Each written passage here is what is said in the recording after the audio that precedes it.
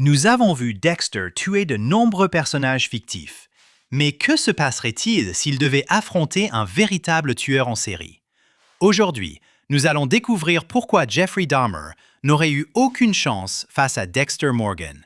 Bienvenue sur l'Écho des stars, où nous explorons les confrontations les plus inattendues entre la fiction et la sombre réalité.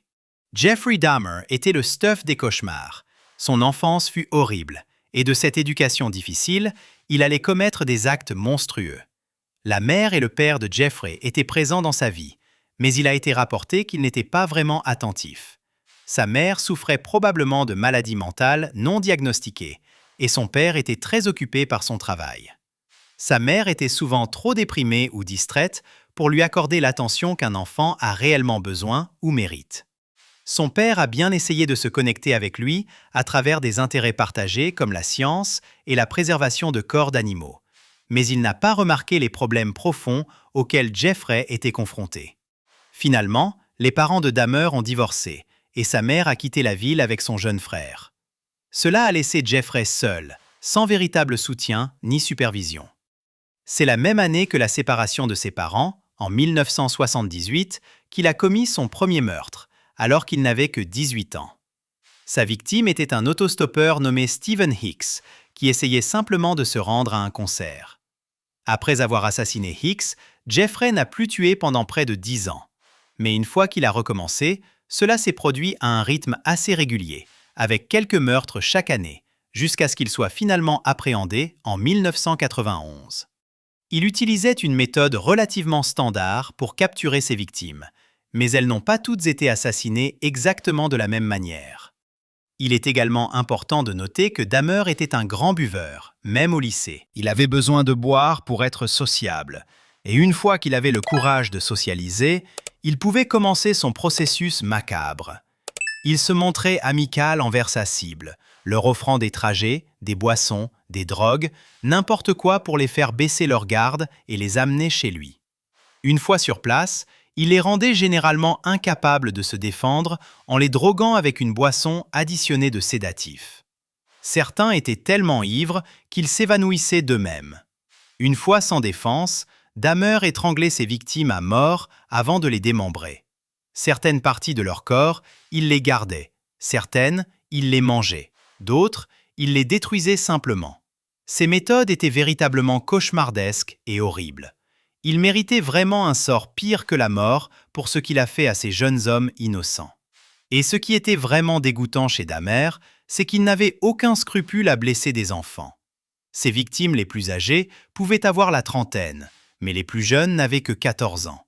Ce qui était tout aussi perturbant, c'est qu'il ne ciblait que de jeunes hommes que la police considérerait comme, entre guillemets, moins importants. Généralement des hommes gays ou bisexuels, non blancs, tous ayant peu de ressources ou d'argent. En ciblant des hommes vulnérables que la société jugeait insignifiants, Jeffrey s'assurait de rester libre pour continuer à tuer pendant des années. Les décès de ses victimes n'étaient pas fortement enquêtés, et lui non plus. Sa propre famille ne s'est même pas penchée de trop près sur ce qu'il faisait. Il est passé inaperçu pendant des années, et en conséquence, de nombreuses personnes ont été tuées et n'ont pas obtenu justice avant de nombreuses années. Jeffrey Dahmer était un tueur en série prolifique et il a réussi à éviter la détection pendant longtemps. Mais cela n'aurait évidemment pas été un problème pour Dexter. Au contraire, cela aurait rendu plus facile pour Dexter de l'éliminer. Si Dexter avait eu vent de ce que Jeffrey Dahmer faisait, il l'aurait tué sans aucun problème, et il n'aurait même pas eu à se soucier de devancer la police pour l'atteindre. Bien sûr, Dahmer était assez rusé en tant que prédateur, mais en tant que tueur, il était horriblement désordonné et désorganisé. Il était toujours ivre, et même en tant qu'alcoolique fonctionnel, le calme et la longue sobriété de Dexter lui auraient donné le premier de nombreux avantages sur Dahmer.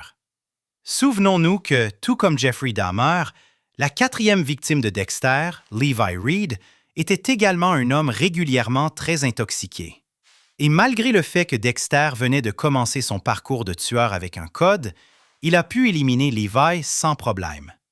Levi a commis l'erreur de tituber dans Miami la nuit, ivre et drogué, créant l'occasion parfaite pour Dexter de l'atteindre.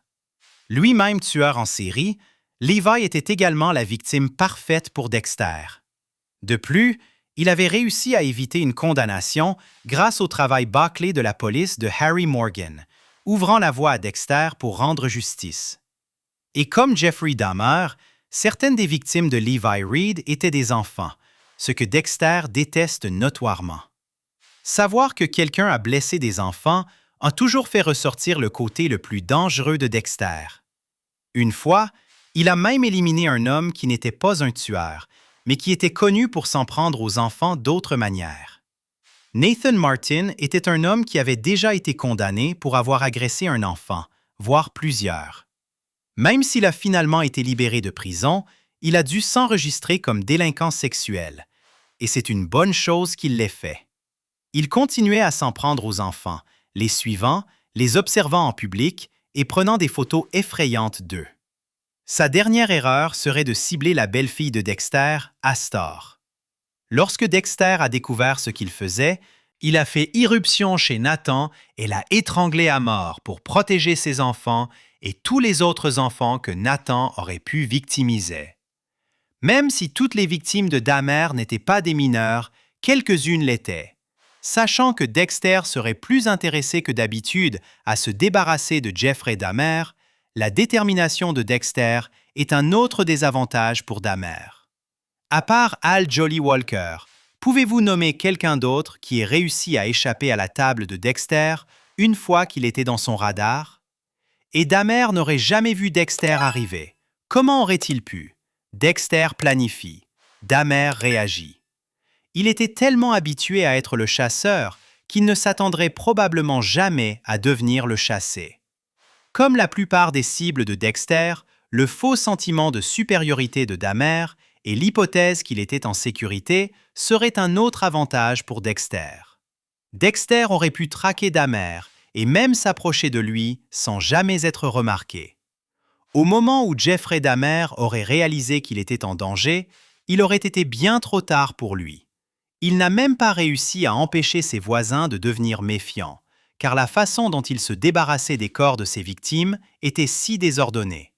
Tout son appartement sentait les corps en décomposition et il laissait des preuves partout. Le trouver aurait été un jeu d'enfant pour quelqu'un comme Dexter.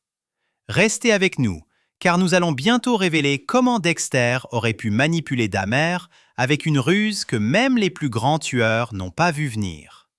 Dexter est un expert en médecine légale et a analysé d'innombrables scènes de crime. Il sait ce qu'est l'odeur de la mort et il ne fait aucun doute que Dahmer en aurait été imprégné. Cela, plus toutes les preuves que Dahmer laissait traîner dans son appartement, aurait rendu le processus de vérification de Dexter incroyablement simple. Et regarder Jeffrey attirer un homme innocent et vulnérable dans son appartement aurait suffi à déclencher le sens de la justice de Dexter et son envie de tuer. Pendant sa série de meurtres, Jeffrey Dahmer a tué au moins 17 personnes et en a agressé de nombreux autres. Et qui sait si toutes les victimes ont même été identifiées? Bien sûr, toutes les personnes que Dexter a tuées n'étaient pas de véritables tueurs en série, mais beaucoup l'étaient. Le tueur du camion frigorifique, le tueur de la Trinité, le tueur de l'Apocalypse, le chirurgien cérébral. Ils étaient tous bien plus intelligents et efficaces que Dahmer, et Dexter a réussi à les gérer. Comparé à eux, Jeffrey Dahmer était un novice en matière de meurtre. Il avait beaucoup moins de victimes que la Trinité et le tueur du camion frigorifique, et il a été attrapé bien plus tôt. Dexter a pu les gérer. Qu'est-ce qui aurait fait de Dahmer un problème? Un autre désavantage de la part de Dahmer est qu'il était très émotif.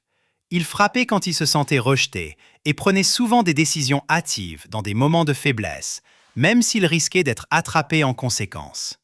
Ce n'est pas quelque chose avec lequel Dexter doit composer. Dexter pourrait-il devenir émotif? Bien sûr, mais c'était rare, et cela n'a presque jamais eu d'impact sur son processus. Sa concentration et sa précision, comparées à l'imprudence irréfléchie de Dahmer, aurait certainement facilité la tâche à Dexter pour mettre fin à sa série de meurtres. Mais comment Dexter l'aurait-il même trouvé? Eh bien, la négligence de Dahmer aurait fait le travail pour lui. Dexter aurait pu facilement se faire passer pour une victime potentielle.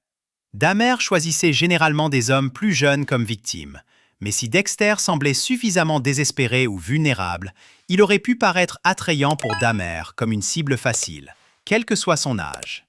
Si Dexter se plaçait dans l'orbite de Dahmer, se faisant passer pour un autostoppeur ou un homme ivre dans un bar gay, il aurait été difficile pour Dahmer de résister à l'envie de le posséder. Dexter a piégé tant de ses victimes en utilisant de faux noms et en jouant un rôle pour éveiller leurs sombres pulsions. Il gagnait leur confiance, les faisant parfois même croire qu'il était un esprit apparenté. Même lorsqu'il voulait éliminer Matt Chambers, un conducteur ivre en série qui avait fait de nombreuses victimes à cause de son comportement égoïste. Dexter a fait semblant d'être ivre lui-même pour obtenir plus d'informations. Chambers n'a jamais rien soupçonné. Et lorsqu'il a voulu se débarrasser d'Emmett Meridian, un psychiatre malade qui avait poussé des patients à se suicider, il a inventé un faux nom et a prétendu être un nouveau patient. Dans un autre scénario, il a utilisé le pseudonyme Kyle Butler et a prétendu être un divorcé pratiquant pour se rapprocher d'Arthur Mitchell, le tueur de la Trinité. Et ce ne sont là que quelques exemples. Il a utilisé le faux nom de Patrick Bateman pour amener Tony Ferrar sur sa table de meurtre. Et quand il a eu besoin de se procurer du M99 pour ses rituels, il a utilisé le même nom pour éloigner les soupçons. Et quand tout a finalement éclaté à la fin de la série originale, Dexter a créé une identité entièrement nouvelle, sous le nom de Jim Lindsay, afin de pouvoir vivre à Iron Lake, New York, sans être identifié. Et tout le monde l'a cru, corps et âme. Il était effrayamment bon pour créer ces fausses personnalités et les utiliser pour satisfaire ses pulsions. Maintes et maintes fois, Dexter a agi comme un loup déguisé en agneau pour s'assurer de pouvoir éliminer les personnes qu'il avait en ligne de mire. Jeffrey Dahmer n'est pas plus intelligent ou plus prudent que les personnes sur lesquelles les ruses de Dexter ont fonctionné auparavant. Au contraire, il était plus bête, plus facilement trompé. Dahmer était plus vulnérable à quelque chose comme ça que n'importe lequel d'entre eux, et plus qu'il ne l'aurait cru. Même une performance légèrement convaincante de Dexter, et Dahmer ne serait qu'un autre déchet sans prétention à tomber dans le piège de Dexter et à finir avec un couteau dans la poitrine ou une scie alternative contre le cou. Dexter est tout simplement trop doué pour tout cela, et Dahmer n'était qu'un ivrogne qui pensait avoir le droit de tuer des gens pour guérir sa solitude sans fin. Et s'ils s'étaient rencontrés dans les derniers instants de Dahmer, ce serait sa solitude torturante que Dexter aurait pu utiliser contre lui pour lui donner le sort qu'il avait mérité. Et bien sûr, peu de temps après qu'il se soit retrouvé seul, Jeffrey aurait essayé de commencer son rituel nauséabond, mais cela n'aurait servi à rien. Dexter a déjà utilisé le tour de la boisson piégée sur Garrett Pike, le tueur Gémeaux. Dexter avait même eu la clairvoyance de donner à Garrett la boisson sans M99, anticipant correctement que le Gémeaux les échangerait à la dernière seconde et finirait par se servir la boisson contenant le tranquillisant. Il ne serait pas tombé dans le même piège lui-même. La procédure entière de Dahmer aurait été ruinée avant même d'avoir commencé. Et bien sûr, Dexter n'aurait eu aucun intérêt à jouer la comédie longtemps. Tout ce que Jeffrey aurait eu à faire, c'est de détourner le regard ou de tourner le dos, et une aiguille se serait plantée dans son cou. Il se serait réveillé délié, enveloppé de plastique, entouré de photos de ses victimes connues, et aurait enfin éprouvé le même sentiment de peur et d'impuissance qu'il avait imposé à tant d'autres. Lorsqu'il a finalement été appréhendé, Jeffrey Dahmer a montré des remords et a accepté la responsabilité de ce qu'il avait fait. Il n'avait aucun intérêt à rejeter la faute ou à nier ses crimes, ce que des monstres comme Ted Bundy et John Wayne Gacy ont fait après avoir été finalement arrêtés. Il a également insisté pour que les gens ne considèrent pas ses parents ou son éducation comme des raisons pour expliquer ce qu'il avait fait. Il ne mérite aucun point pour avoir assumé ses responsabilités, bien qu'il ait été responsable. Lorsque les policiers ont commencé à fouiller l'appartement de Dahmer, la scène défiait véritablement toute décence humaine et même toute compréhension. À l'intérieur de son réfrigérateur se trouvait la tête coupée d'un homme, placée sur l'étagère comme s'il s'agissait d'un simple aliment. Tandis que les enquêteurs poursuivaient leurs recherches, l'étendue des atrocités de Dahmer est apparue au grand jour. Dans la cuisine, ils ont découvert 4 autres têtes humaines. Le réfrigérateur contenait également 2 cœurs humains. Et dans sa chambre, ils ont trouvé 7 crânes arrangés comme de sinistres trophées. Le congélateur cachait un torse humain. Et d'autres parties de l'appartement recelaient encore plus d'horreur. Il y avait des organes conservés, 2 squelettes complets, des mains coupées, des organes génitaux, des torses et bien d'autres choses laissées à pourrir ou à se décomposer dans l'acide. Jeffrey Dahmer était l'une des personnes les plus dérangées qui ait jamais existé, et il continue de choquer et d'horrifier tous ceux qui découvrent ces crimes impensables. Ce qu'il a fait à toutes ces personnes innocentes était si maléfique qu'il n'y a rien qu'il aurait pu dire ou faire pour se racheter, à part s'éliminer lui-même avant d'avoir eu la chance de blesser tous ces hommes. Reconnaître qu'il était un monstre dégoûtant, irrémédiable et hideux devant quiconque voulait l'écouter était le moins que Dahmer aurait pu faire. Finalement, Jeffrey Dahmer a été battu à mort par un autre prisonnier après avoir été condamné à la prison à vie. Et beaucoup de gens croient que c'était exactement ce que Dahmer méritait, sinon pire. Même s'il avait dû rencontrer Dexter ou quelqu'un comme lui, cela aurait probablement été un sort trop doux pour un maniaque comme Dahmer. Néanmoins, s'il avait été possible qu'ils se rencontrent un jour, Jeffrey Dahmer n'aurait eu aucune chance contre Dexter Morgan, et il aurait reçu tout ce qui lui était dû, pour le moins que l'on puisse dire. Bien sûr, Dexter n'existe que dans la fiction, mais s'il n'en était pas ainsi, cela ne serait même pas une question.